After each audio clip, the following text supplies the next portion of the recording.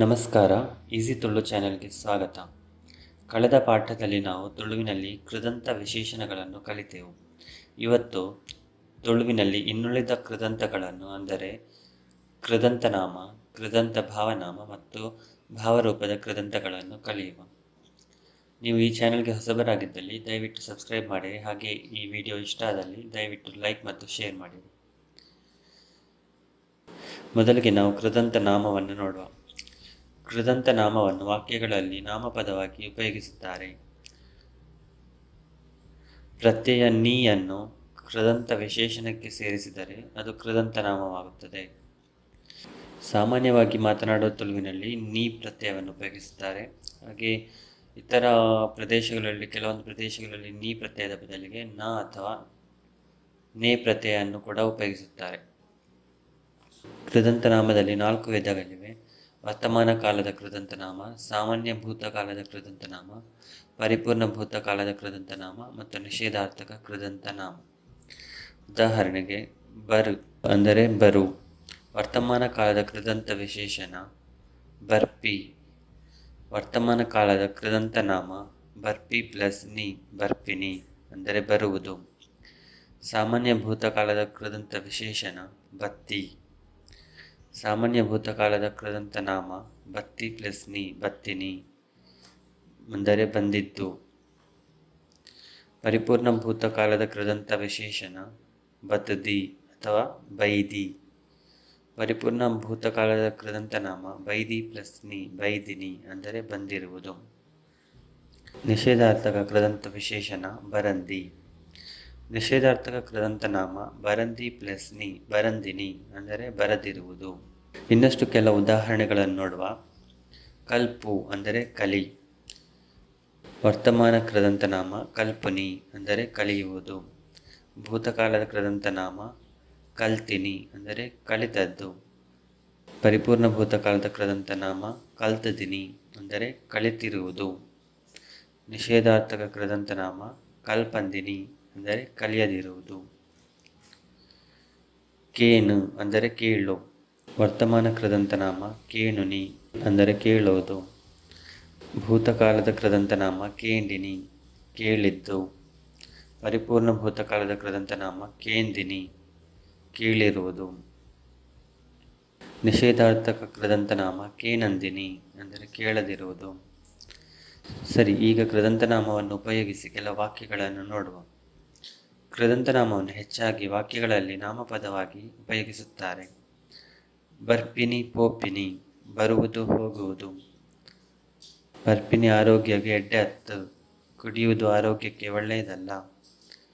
ತುಳು ಕಲ್ಪುನಿ ಮಸ್ತ್ ಸುಲಭ, ತುಳು ಕಲಿಯುವುದು ತುಂಬ ಸುಲಭ.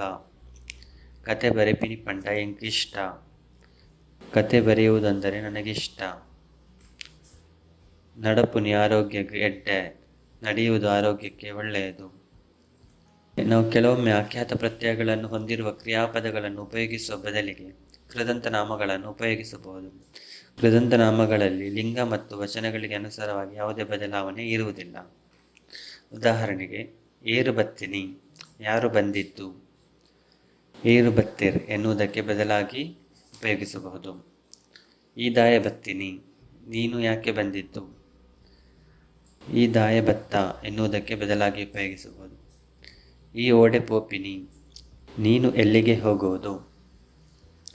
ಆಯೆ ಇತ್ತೆ ಪೋಯಿನಿ ಅವನು ಈಗ ಹೋದದ್ದು. ನಿಖುಲು ಏಪ ಬೈದಿನಿ ನೀವು ಯಾವಾಗ ಬಂದಿರುವುದು. ಏರು ಬರಂದಿನಿ ಯಾರು ಬಾರದಿರುವುದು. ಅಕುಲು ಕೋಡ ಬತ್ತಿನಿ ಇನಿ ಪೋಪಿನಿ ಅವರು ನಿನ್ನೆ ಬಂದಿದ್ದು ಇವತ್ತು ಹೋಗುವುದು. ಈ ಲೆತ್ತಿನಕ್ಕೆ ಯಾನು ಬತ್ತಿನಿ ನೀನು ಕರೆದಿದ್ದಕ್ಕೆ ನಾನು ಬಂದಿದ್ದು. ಈ ಪಂಡಿನಕ್ಕೆ ಯಾನು ಮಲ್ತೀನಿ ನೀನು ಹೇಳಿದ್ದಕ್ಕೆ ನಾನು ಮಾಡಿದ್ದು. ಸರಿ, ಈಗ ತುಳುವಿನಲ್ಲಿ ಭಾವರೂಪದ ಕೃದಂತಾವ್ಯಯಗಳನ್ನು ನೋಡುವ. ಪ್ರತ್ಯಯ ಎರೆ ಅಥವಾ ಅರೆ. ಈ ಪ್ರತ್ಯಯವನ್ನು ನೇರವಾಗಿ ಕ್ರಿಯಾಧಾತುವಿಗೆ ಸೇರಿಸಬೇಕು. ಉದಾಹರಣೆ ಬರು ಅಂದರೆ ಬರು.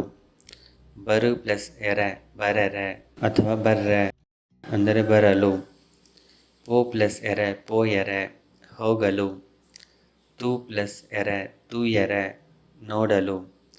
ತಿನು ಪ್ಲಸ್ ಎರೆ ತಿನೆರೆ ಅಥವಾ ತಿನ್ರೆ ತಿನ್ನಲು.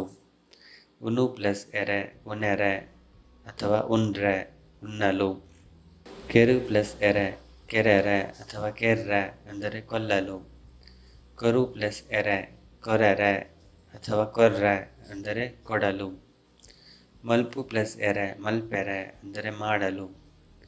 ಉಪ್ಪು ಪ್ಲಸ್ ಎರೆ ಉಪ್ಪೆರೆ ಇರಲು. ಕೇಣು ಪ್ಲಸ್ ಎರೆ ಕೇಣೆರೆ ಅಥವಾ ಕೇಣ್ರೆ ಕೇಳಲು.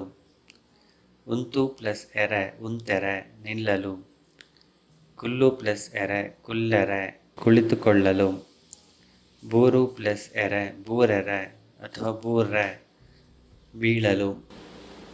ದೆತೊನು ಪ್ಲಸ್ ಎರೆ ದೆತೊಣೆರೆ ಅಥವಾ ದೆತೊಂಡ್ರೆ ತೆಗೆದುಕೊಳ್ಳಲು. ಮಲ್ಪ ಪ್ಲಸ್ ಎರೆ ಮಲ್ಪಾಯರೆ ಮಾಡಿಸಲು. ಕೆಲವೊಮ್ಮೆ ಚತುರ್ಥಿ ವಿಭಕ್ತಿ ಅಥವಾ ಸಂಪ್ರದಾನ ವಿಭಕ್ತಿ ಪ್ರತ್ಯಯ ಗ್ ಅನ್ನು ಭಾವರೂಪದ ಕೃದಂತಾವ್ಯಗಳಿಗೆ ಐಚ್ಛಿಕವಾಗಿ ಸೇರಿಸಲಾಗುತ್ತದೆ. ಉದಾಹರಣೆಗೆ, ಯಾನು ನಿನ್ನನ್ನು ತುಯ್ಯರ ಬತ್ತೀನಿ ಅಥವಾ ಯಾನು ನಿನ್ನನ್ನು ತುಯ್ಯರೆಗೂ ಬತ್ತೀನಿ. ನಾನು ನಿನ್ನನ್ನು ನೋಡಲು ಬಂದದ್ದು ಅಥವಾ ನಾನು ನಿನ್ನನ್ನು ನೋಡಲಿಕ್ಕೆ ಬಂದದ್ದು. ಎಂಕು ತುಳು ಪಾತೆರ್ರೆ ಬರ್ಪುಜಿ ನನಗೆ ತುಳು ಮಾತನಾಡಲು ಬರುವುದಿಲ್ಲ. ಎಂಕು ಶಾಲೆಗೆ ಪೋಯರೆ ಉಂಡು ನನಗೆ ಶಾಲೆಗೆ ಹೋಗಲಿಕ್ಕೆ ಇದೆ. ನಿಕ್ಕ ಮಲ್ಪೆರೆ ದಾಲ ಬೇಲೆ ಇಜ್ಜ ನಿನಗೆ ಮಾಡಲು ಏನು ಕೆಲಸ ಇಲ್ಲವಾ. ಆಯನ್ ತೆಲಿಪಾಯರೆ ಏನಾರ್ದು ಸಾಧ್ಯ ಇಜ್ಜಿ ಅವನನ್ನು ನಗಿಸಲು ನನ್ನಿಂದ ಸಾಧ್ಯವಿಲ್ಲ. ಎಂಕ ನಿನ್ನನ್ನು ಮದಪೆರೆ ಆಪುಜಿ ನನಗೆ ನಿನ್ನನ್ನು ಮರೆಯಲು ಸಾಧ್ಯವಿಲ್ಲ. ಎಂಕ ಬುಲಿಪೆರೆ ಬರ್ಪುಂಡು ನನಗೆ ಅಳಲು ಬರುತ್ತಿದೆ ಅಥವಾ ನನಗೆ ಅಳು ಬರುತ್ತಿದೆ. ಇರೆಗೆ ತಿನ್ರೆದಾಲ ಬೋಡೆ ನಿಮಗೆ ತಿನ್ನಲು ಏನಾದರೂ ಬೇಕಾ. ಬೋಡು ಎಂದರೆ ಬೇಕು ಎಂದರ್ಥ. ಇದರ ವಿರುದ್ಧ ಪದ ಬೊಡ್ಚಿ ಎಂದರೆ ಬೇಡ. ಎಂಕ್ ನೀರು ಬೋಡು ನನಗೆ ನೀರು ಬೇಕು. ನಿಕ್ ಚಹಾ ಬೋಡ ನಿನಗೆ ಚಹಾ ಬೇಕಾ. ಎಂಕ್ ಚಹಾ ಬೊಡ್ಚಿ ಕಾಫಿ ಬೋಡು ನನಗೆ ಚಹಾ ಬೇಡ ಕಾಫಿ ಬೇಕು. ಸರಿ, ಈಗ ತುಳುವಿನಲ್ಲಿ ಕೃದಂತ ಭಾವನಾಮಗಳನ್ನು ನೋಡುವ. ಕ್ರಿಯಾಧಾತುಗಳಿಗೆ ತ ಎಲ್ ಅಸ್ ಕೆ ಗೆ ಔ ಆ ಪು ಆಟ ಆಟಿಗೆ ಅಣಿಗೆ ಚಿಲ್ ಮುಂತಾದ ಅನೇಕ ಪ್ರತ್ಯಯಗಳನ್ನು ಸೇರಿಸಿ ಕೃದಂತ ಭಾವನಾಮಗಳನ್ನು ರಚಿಸಲಾಗುತ್ತದೆ. ಕೆಲವು ಉದಾಹರಣೆಗಳನ್ನು ನೋಡುವ. ಏರು ಅಂದರೆ ಏರು. ಏರ್ತೆ ಅಥವಾ ಎರ್ತೆ ಅಂದರೆ ಏರಿಕೆ ಅಥವಾ ಉಬ್ಬರ. ನಡಪು ಅಂದರೆ ನಡೆ ನಡತೆ ಅಂದರೆ ನಡತೆ. ಪುಗರು ಅಂದರೆ ಹೊಗಳು ಪುಗರ್ತೆ ಅಂದರೆ ಹೊಗಳಿಕೆ. ಜಪ್ಪು ಅಂದರೆ ಇಳಿ ಜಪ್ಪೆಲ್ ಅಂದರೆ ಇಳಿತ ಅಥವಾ ಇಳಿಕೆ. ಬಚ್ಚು ಅಂದರೆ ಸುಸ್ತಾಗು ಬಚ್ಚೆಲ್ ಅಂದರೆ ಸುಸ್ತು. ಉಣು ಅಂದರೆ ಉಣ್ಣು. ಉನಸ್ ಅಥವಾ ಒಣಸ್ ಅಂದರೆ ಊಟ. ಉನ್ಪು ಅಥವಾ ನುಪ್ಪು ಅಂದರೆ ಅನ್ನ ಅಥವಾ ಆಹಾರ. ತಿನು ಅಂದರೆ ತಿನ್ನು. ತಿನಸ್ ಅಂದರೆ ತಿನಿಸು. ನಲಿಪು ಅಂದರೆ ಕುಣಿ ನಲಿಕೆ ಅಂದರೆ ಕುಣಿತ.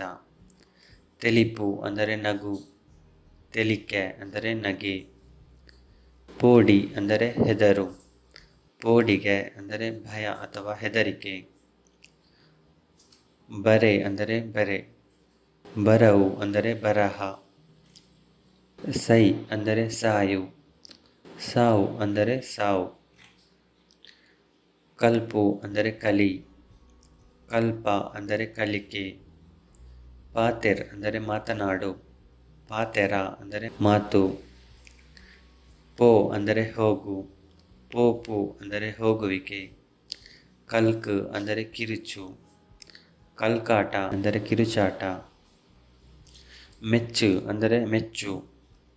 ಮೆಚ್ಚನಿಗೆ ಅಂದರೆ ಮೆಚ್ಚುಗೆ. ಪಿನ್ನು ಅಂದರೆ ಅರಿಯು. ಪಿಂದನಿಗೆ ಅಂದರೆ ಅರಿವು. ಪುಣೆ ಅಂದರೆ ಹೆಣಗಾಡು ಅಥವಾ ಪ್ರಯತ್ನಿಸು. ಪುಣೆಚಿಲ್ ಅಥವಾ ಪುಣೆಯು ಅಥವಾ ಪುಣೆಪು ಅಂದರೆ ಹೆಣಗುವಿಕೆ ಅಥವಾ ಪ್ರಯತ್ನ. ಬುಲೆ ಅಂದರೆ ಬೆಳೆ. ಬುಲೆಚಿಲ್ ಅಂದರೆ ಬೆಳವಣಿಗೆ. ಕೆಲವು ಕ್ರಿಯಾಧಾತುಗಳು ಯಾವುದೇ ಪ್ರತ್ಯಯವನ್ನು ಸೇರಿಸದೆ ಅವುಗಳು ಇದ್ದ ರೂಪದಲ್ಲಿಯೇ ಕೃದಂತ ಭಾವನಾಮವಾಗುತ್ತವೆ. ಉದಾಹರಣೆಗೆ, ಗೊಬ್ಬು ಕ್ರಿಯಾಪದ ಅಂದರೆ ಆಡು, ಗೊಬ್ಬು ಕೃದಂತ ಭಾವನಾಮ ಅಂದರೆ ಆಟ. ನಿನೆಪು ನೆನೆಯು, ನಿನೆಪ್ಪು ನೆನೆಪು. ಬುಲಿಪು ಕ್ರಿಯಾಪದ ಅಳು, ಬುಲಿಪು ಕೃದಂತ ಭಾವನಾಮ ಅಳು. ಬದುಕು ಕ್ರಿಯಾಪದ ಬದುಕು, ಬದುಕು ಕೃದಂತ ಭಾವನಾಮ ಬದುಕು. ಲೆಪ್ಪು ಕ್ರಿಯಾಪದ ಕರೆಯು, ಲೆಪ್ಪು ಕೃದಂತ ಭಾವನಾಮ ಕರೆ. ಸರಿ, ಈಗ ಕೃದಂತ ಭಾವನಾಮಗಳನ್ನು ಉಪಯೋಗಿಸಿ ಕೆಲ ವಾಕ್ಯಗಳನ್ನು ನೋಡುವ. ಒಂದು ಎರ್ತದ ಪೊರ್ತು, ಇದು ಉಬ್ಬರದ ಸಮಯ. 6 ಬಾರಿ ಪುಗಾರ್ತಿದ ಬೇಲೆ ಮಲ್ತದೇರ್, ಅವರು ತುಂಬ ಹೊಗಳಿಕೆಯ ಕೆಲಸ ಮಾಡಿದ್ದಾರೆ. ಆಯ್ಗೆ ಚೂರ್ಲ ಬಚ್ಚೆಲ್ ಇಜ್ಜಿ, ಅವನಿಗೆ ಸ್ವಲ್ಪವೂ ಆಯಾಸವಿಲ್ಲ. ವನಸ್ಸಿಗೆ ಪೊರ್ತಾಂಡು, ಊಟಕ್ಕೆ ಹೊತ್ತಾಯಿತು. ಆಲು ನಳಿಕೆಡು ಬಾರಿ ಹುಷಾರು, ಅವಳು ಕುಣಿತದಲ್ಲಿ ತುಂಬ ಹುಷಾರು. ಅರೆನ ಮೋನೆಡು ತೆಲಿಕೆ ಇಜ್ಜಿ, ಅವರ ಮುಖದಲ್ಲಿ ನಗು ಇಲ್ಲ. ಎಂಕ್ ಏರಣಲ ಪೋಡಿಗೆ ಇಜ್ಜಿ, ನನಗೆ ಯಾರ ಭಯವೂ ಇಲ್ಲ. ಯಾನು 2 ಪಾತೆರ ಪಾತೆರಿಯೆ, ನಾನು 2 ಮಾತು ಮಾತನಾಡಿದೆನು.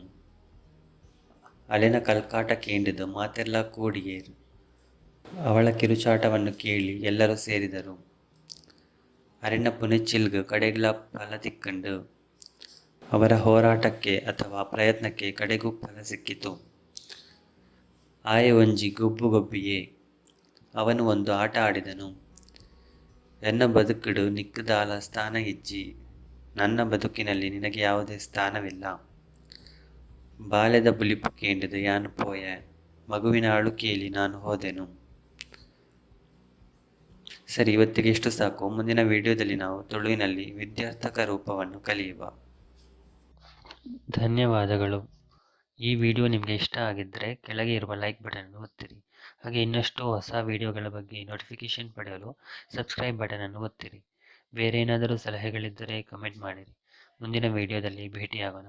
ಬಾಯ್.